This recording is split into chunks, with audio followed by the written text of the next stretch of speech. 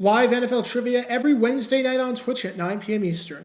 Come show off your football knowledge for a chance to win cash prizes. Check the link in the description to find out more. And now, on with our feature presentation. This is Dallas Cowboys head coach Tom Landry. He's one of the greatest coaches in the history of the sport, and I'd be here all day if I listed every single accomplishment and accolade that he received in his career. He's a 12-time division champion, a 5-time NFC champion, a 2-time Super Bowl champion, and a Hall of Famer, and for good reason. You'd be hard-pressed to find too many coaches in football more influential to the sport than this man right here. Tom Landry is a football legend in every sense of the word, and every Cowboys fan and everyone who was around at the time will tell you that.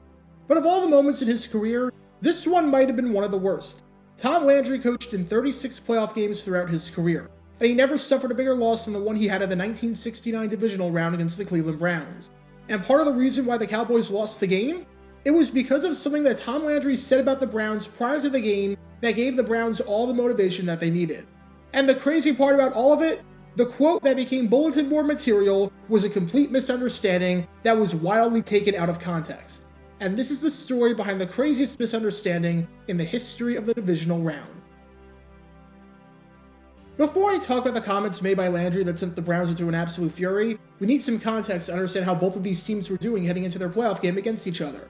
Let's start with the Dallas Cowboys. I think just about everyone expected that the Cowboys would once again win the Capital Division in 1969, just as they had done in each of the previous two seasons, especially in 1968, when they won it by a commanding 5 games. To the shock of no one, the Cowboys were dominant, and were one of the best teams in football. They finished the 1969 season with an 11-2-1 record, having the second best winning percentage in all of football, only behind the Minnesota Vikings at 12-2. They had a dominant team that scored 369 points, which was the second most in football, that allowed just 223 points, which was the fourth fewest in football, and had a point differential of plus 146, which was the second highest in the league. And considering the fact that they had a dominant rushing attack that finished first in the league in just about every category, and was led by Offensive Rookie of the Year and first-round pick Calvin Hill, it's not hard to see why Tom Landry, once again, had his team in a dominant position. The Cowboys were in one corner. Then the other corner was this team right here in the Cleveland Browns. After making it to the NFL Championship the previous year before falling at the hands of the Baltimore Colts, the Browns were showing no signs whatsoever of a letdown season, as they absolutely destroyed their competition in the admittedly weak Century Division. As a side note, to learn more about the history of the Century Division, click the card in the upper right corner. Cleveland ended the season on a high note, winning 5 of their final 6 games, and they had one of the best offenses in football. Whereas Dallas ranked second in points scored, Cleveland ranked third. They had Pro Bowlers and All-Pros all across the board on offense, with 6 of their 11 starters receiving at least one of these honors, including quarterback Bill Nelson and 2 eventual Hall of Famers in Leroy Kelly and Paul Warfield. And when the teams were set to meet in the postseason, this was an absolutely monumental game. Obviously, it's a big game because the winner moves on to the NFL Championship, and comes within 1 game of playing in the final Super Bowl before the NFL-AFL merger officially takes place. But it's a big game because these two teams have developed quite the rivalry. This is the 3rd straight season that the Cowboys and Browns will be playing in the postseason. The Cowboys won the first playoff meeting in 1967, when they destroyed Cleveland by a final score of 52-14, in a game where Cowboys quarterback Tom Meredith had the perfect 158.3 passer rating, becoming the first quarterback ever to have a perfect passer rating in a playoff game. Since then, Terry Bradshaw and Peyton Manning have done this. The Browns won the second playoff meeting in 1968, when they destroyed Dallas 31-20 in a game that was 31-13 late in the 4th quarter, and in a game where Don Meredith threw as many completions as interceptions, throwing 3 in each category. This playoff game was the rubber match. Unless these teams met in the Super Bowl, because the Browns were moving to the AFC, this was it. This was the last time the Browns and Cowboys could ever square off in the postseason, and there was unfinished business to take care of to determine superiority in this rivalry. And that's where Tom Landry, unbeknownst to him, was about to make a fatal flaw. Let's talk about Cleveland's defense in 1969 for a second. When you look at the stats, they're not overly impressive by any means. The team finished in the bottom half of the league in points allowed. There's a reason that even though the Browns are the 3rd best offense in football, they only had a point differential of plus 51, which was easily the smallest point differential of any of the playoff teams in the NFL that year. They ranked 11th out of 16 teams in yards allowed, didn't rank higher than 7th out of 16 teams in any of the major pass defense categories, and when it came to the rush defense, forget about it. The Browns allowed more yards per carry than any team in football, allowing an astonishingly high 4.8 yards per carry. Every other playoff team allowed more than 1 full yard less than that. In one of their most recent games before the playoffs, even though they won 28-24, they got absolutely smoked on the ground by the Chicago Bears, who ran for 237 yards and over 6.2 yards per carry, with Gale Sayers picking up 126 of those yards. As a side note, if you want to learn more about the career of Gale Sayers, click the card in the upper right corner. However, the odd part about the Browns is that even though they were not statistically great at defending anything, the number of points that they allowed was not that bad. They allowed an average of 21.4 points per game, which was 9th in the league. Not great, but not bad by any means. They had an absolute stinker of a game against the Minnesota Vikings, where they lost 51-3, and I went in depth on that game a while ago, so if you want to learn more about the details of that game, click the card in the upper right corner. But after that game, the defense, at least from a points allowed standpoint, was perfectly fine. Over their final 6 games, they only allowed 16.5 points per game. While you obviously can't do this, if the Browns allowed 16.5 points per game all season, they would have finished with the 5th best defense in football from a points allowed standpoint. And Tom Landry recognized this. He knew that Cleveland's defense, even though they had a tendency to give up a lot of yards, didn't give up a whole lot of points. And if you didn't know it at the time, he knew it on November 2nd, when the two teams met in the regular season. Dallas got a fair amount of yards on Cleveland. When you look at the stats, it seems like it would be a pretty even game. Both teams got 20 first downs, and the Browns outgained the Cowboys 325-323 in total yardage. And the Cowboys, with their solid rushing attack, had tons of success running the ball, picking up 140 yards and over 4.8 yards per carry. However, the final score did not reflect this. Cleveland won convincingly, taking it 42-10. It's hard to believe that a game with that box score could be decided by 5 possessions, but that's exactly what happened. The Browns bet a lot on defense, but they never broke. So when Tom Landry met with reporters to talk about this rematch in the playoffs, he emphasized this. And it turned out to be a huge mistake. When Landry spoke about the Browns, as was to be expected, he spoke of the team very highly. He had nothing but praise for Cleveland, especially after how the Browns beat them badly in the regular season. And when he spoke of that Browns defense, after being asked about the type of defense that the Browns would use in this game, he said they have a containing type of defense. Their defense bends, but does not break. Obviously, this is meant as a compliment.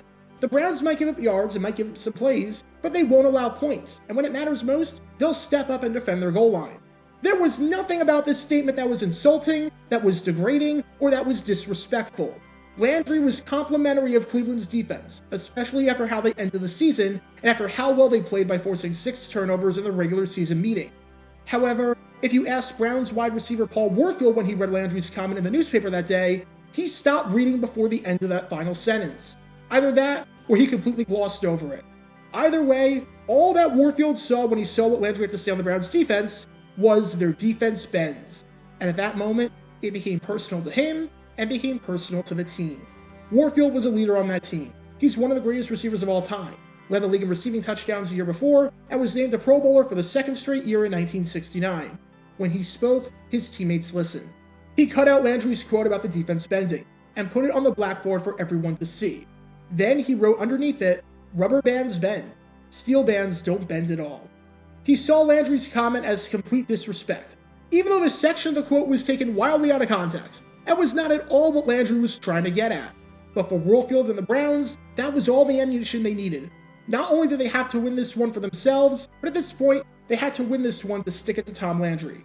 And with that, we head to the Cotton Bowl. It's December 28th, 1969, and it's the divisional round.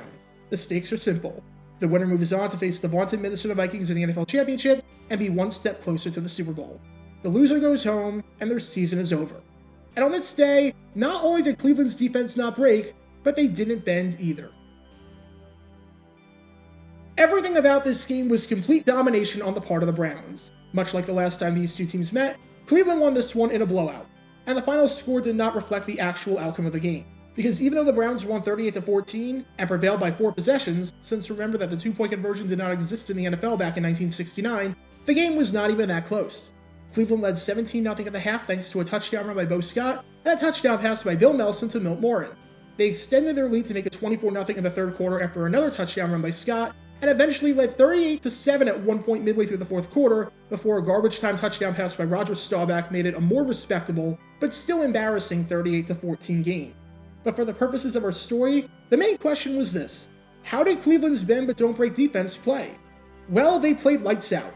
The Browns forced 3 turnovers. Dallas entered this game with the most rushing yards and most rushing touchdowns in football, averaging over 162 yards per game. On this day, they had just 100 yards on 4 yards per carry. The Browns defense, which allowed roughly 4.8 yards per carry in the regular season, allowed almost a full yard per carry less than that in this game against the best rushing attack in football.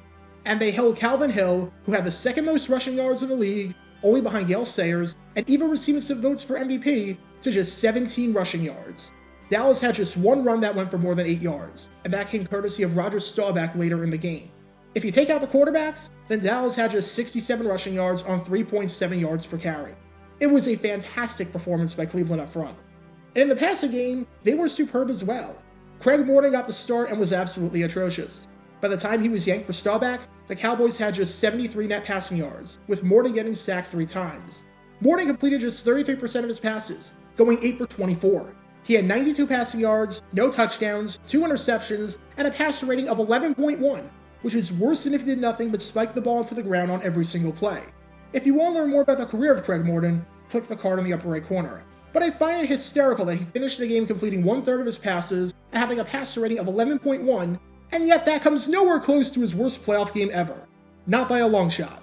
And the crazy part about this game is that as bad as all those stats are, and trust me, they're very bad, the performance by the Cowboys gets even worse. The 24-point margin of defeat was the largest ever suffered by Tom Landry in a playoff game, and was the first time all season that they lost at home, as prior to this game, they were 6-0-1 at the Cotton Bowl. If you want to learn more about that tied game, which was the lone minor blemish against the San Francisco 49ers before this one, click the card in the upper right corner. It was their first loss at home since November 10, 1968, over a year ago, and their 24-point loss was tied for their largest home loss since September 14, 1963, when they lost by 27 points, losing 34-7 to the St. Louis Cardinals on opening day. For some perspective on how long ago that was, the Cowboys had not yet started playing on Thanksgiving. The Cowboys still had their original logo with a non-outlined star, and President John F. Kennedy was still alive. That's how bad this loss to the Browns was. It was a historic and almost unprecedented defeat.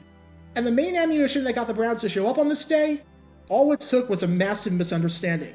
Obviously, anyone with a brain knew exactly what Tom Landry meant with those comments. He was not trying to insult the Browns in the slightest bit. He flat out praised the Browns for their defensive tenacity. But Paul Warfield took a snippet completely out of context, used it as motivation, and it worked tremendously.